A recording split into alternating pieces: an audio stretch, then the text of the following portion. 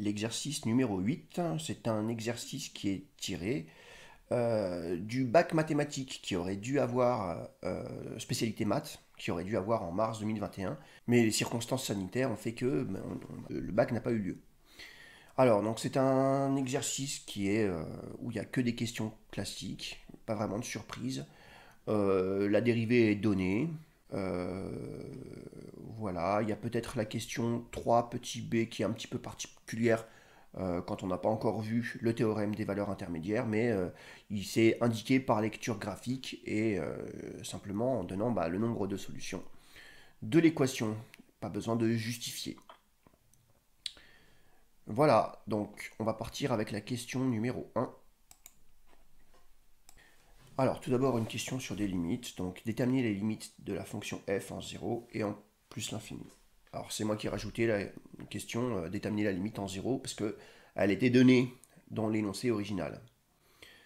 Donc, la fonction est définie sur r plus étoile par f de x est égal à x plus 4 moins 4 ln de x moins 3 sur x. Donc, les limites à connaître, bien sûr. La limite de la fonction logarithme quand x tend vers 0 par valeur supérieure, c'est moins l'infini. Donc avec un moins devant, moins 4 log de x tend vers plus l'infini. La limite bien sûr de moins 3 sur x quand x tend vers 0 plus, eh bien c'est plus l'infini avec un moins devant.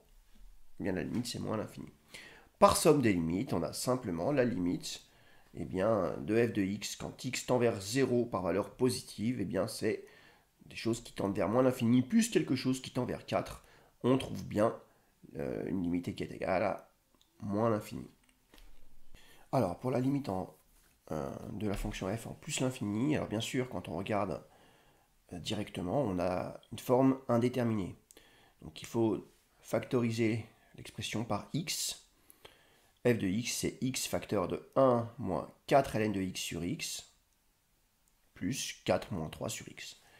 Alors, d'une part, bien sûr, la limite de 4 moins 3 sur x quand x tend vers plus l'infini est égale à 4. On n'a plus que la limite du produit à déterminer.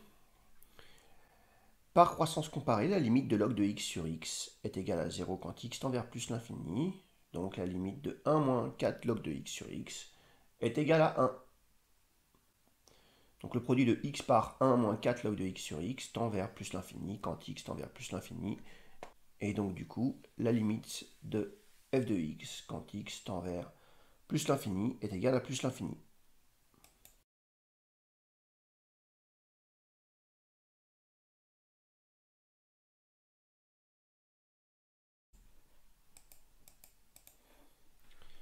Alors, petit 2, on admet que la fonction f est dérivable sur r plus étoile et on note f' sa dérivée. Bon, de toute manière, là, donc f est dérivable comme somme de fonctions dérivables. Et donc la dérivée est donnée. Donc, normalement, si on connaît bien les dérivées des fonctions usuelles, cette question ne pose aucun problème. Je rappelle que la dérivée de la fonction qui a x associe ln de x, eh bien, c'est la fonction inverse. Donc la dérivée de x plus 4, eh bien, c'est 1. La dérivée de moins 4 log de x, moins 4 sur x. Et la dérivée de moins 1 sur x, eh bien, ça nous donne plus 1 sur x carré. Ensuite, il faut mettre le résultat sous même dénominateur. On obtient bien le résultat qui était demandé.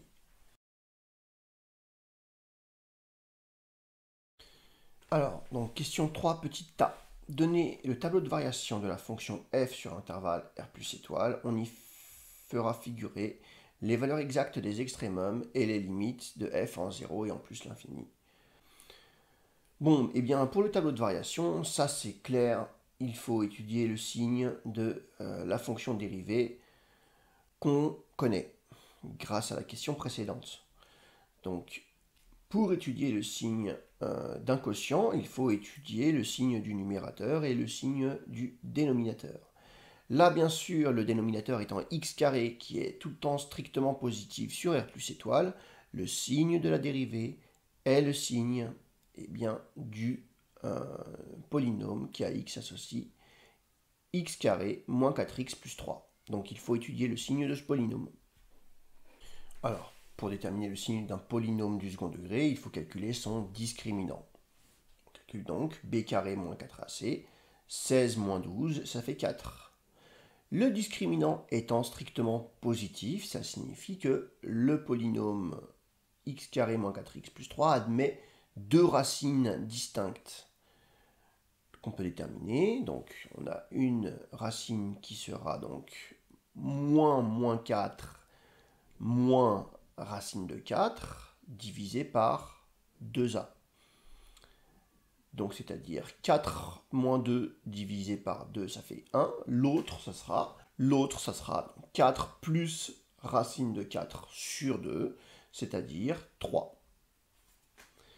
Donc le signe de ce polynôme, ça sera du signe de 1, donc du signe positif sur l'intervalle 0, 1, union 3 plus l'infini.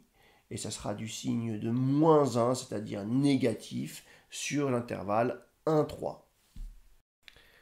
Alors, une petite remarque quand même, la fonction étant définie sur R plus étoile, il faut considérer le signe du polynôme seulement sur 0 exclu plus l'infini.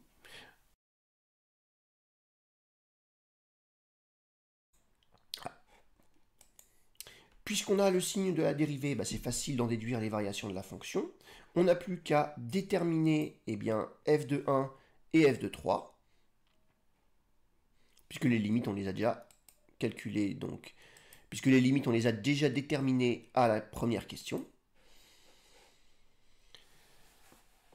f de 1, c'est 4 et 1, 5. 5 moins 0, ça fait 5. 5 moins 3, ça fait 2. f de 3, on trouve 4 et 3, 7. 7 moins 4, log de 3, moins 1. Donc ça fait 6 moins 4 log de 3. Ce qui fait à peu près 1,60. On en a besoin pour la suite.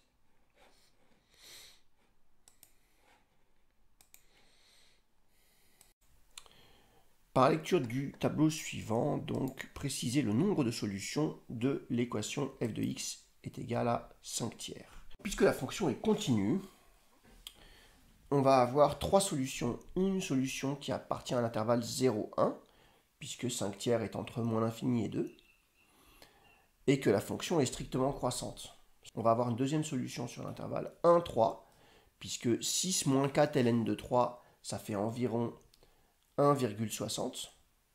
Et bien sûr, on va avoir une troisième solution sur l'intervalle 3 plus l'infini, puisque, encore une fois, 5 tiers appartient à l'intervalle, donc 1,60 plus l'infini, et que la fonction est continue et strictement croissante sur cet intervalle. Voilà, c'est le théorème des valeurs intermédiaires qu'on utilise ici, le corollaire du théorème des valeurs intermédiaires. Voilà, ce n'est pas demandé de justifier, il suffisait de dire simplement que par lecture du tableau, on a simplement trois solutions. Là, je vais quand même le rédiger pour l'intervalle 0,1. Voilà, là on s'en rend mieux compte avec donc la courbe représentative de la fonction f et la droite d'équation y est égale à 5 tiers. Eh bien, ces deux courbes se croisent trois fois. Une fois sur l'intervalle 0 exclu 1, une fois sur l'intervalle 1, 3 et une fois sur l'intervalle 3 plus l'infini. Voilà, une dernière chose pour répondre à ce genre de questions, la calculatrice est très utile. Il faut donc tracer la courbe représentative de la fonction et donc là par exemple la droite d'équation y est égale à 5 tiers pour avoir une vision de ce qui se passe graphiquement.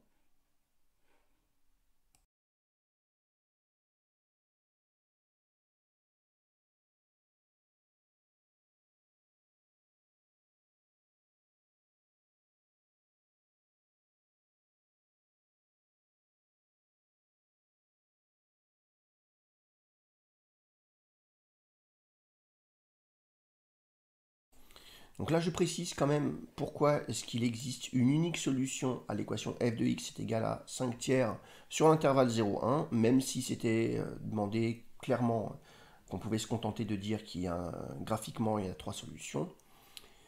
C'est le corollaire du théorème des valeurs intermédiaires qui permet de justifier ceci. la fonction est continue, strictement croissante, et 5 tiers appartient à l'intervalle moins l'infini 2. Donc sur cet intervalle, il existe une unique solution. De même, on a aussi une unique solution sur les intervalles 1, 3 et 3 plus l'infini.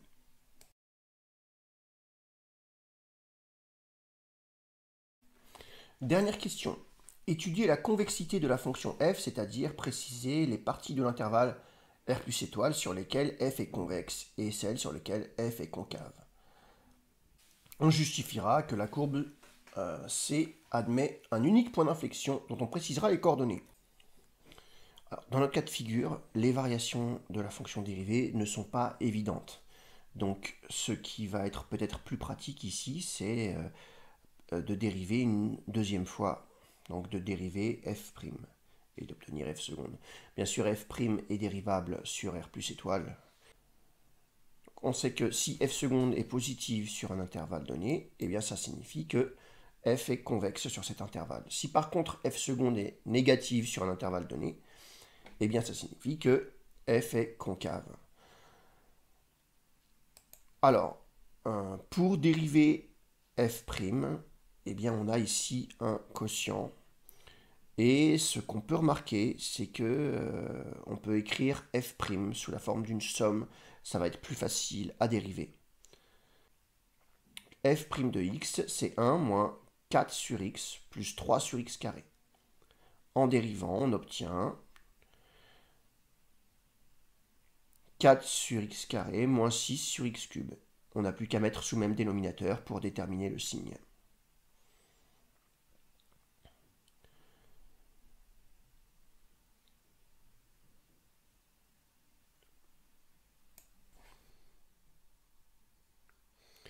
Alors bien sûr, x cube étant positif sur r plus étoile, le signe de f seconde est uniquement déterminé par 4x moins 6.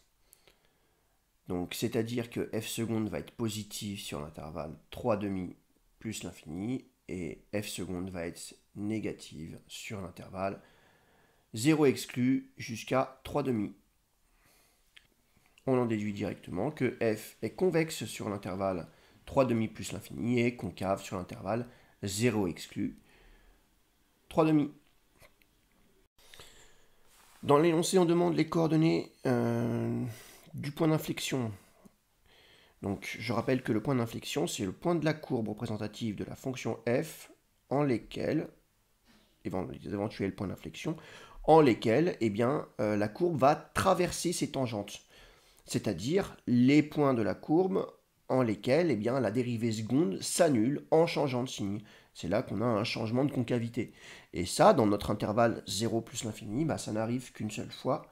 Ça n'arrive que quand x est égal à 3 demi. Donc pour déterminer les coordonnées de ce point, on n'a plus qu'à bien regarder l'image de 3 demi par la fonction f.